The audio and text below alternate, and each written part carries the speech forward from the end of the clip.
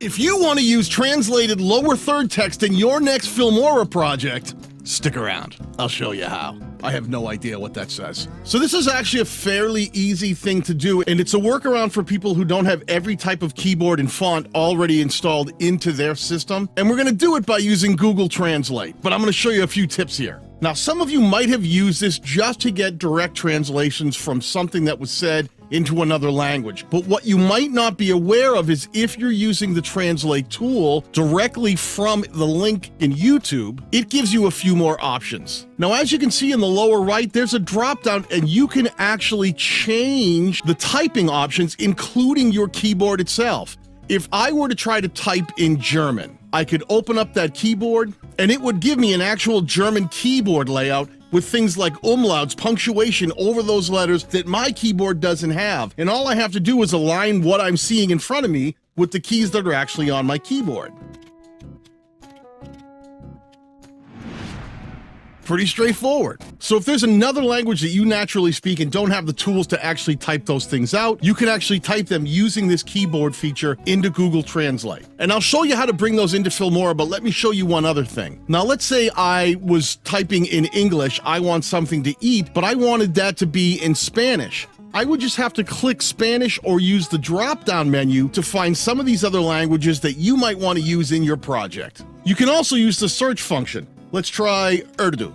Now, this is a language that doesn't type left to right the way English does. It actually types in reverse. If you watch to the right, do you see how that forms out? It moves in the opposite direction. But once you have the language you want to use, all you have to do is down below, do you see this double piece of paper, that copy image? Just click on that, and then in your Filmora project, click on Titles in the upper left.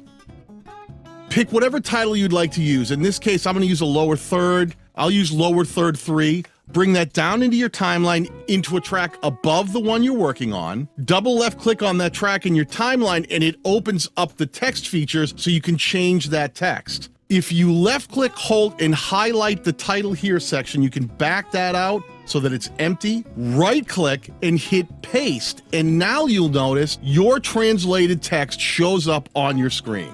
That's pretty cool, huh? Here's another little trick. You see there's that little orange bar that came with this particular lower third preset. If you click on advanced and you click down, you can see there's two pieces. Here's the text and here's that orange bar. I'm going to click on that and up above, I'll click the trash can to delete it and away it goes. I click OK and now it's gone. Now you're going to find some of these fonts may not be the perfect text for the type of language you're dropping in.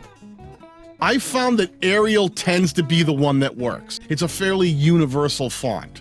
So ARIAL up top, and you can see that change to something that makes a little more sense. Here's another example. In this case, if I type my name is Daniel in English, in German, it'll give me that sharp S, right? So I get Ich heiße Daniel. And then I can just copy that.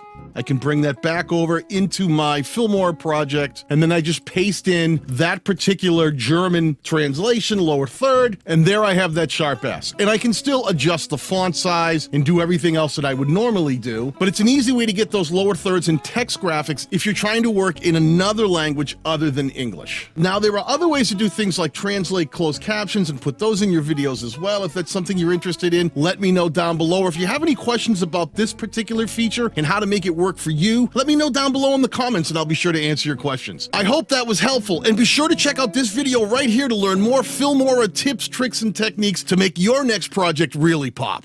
Peace.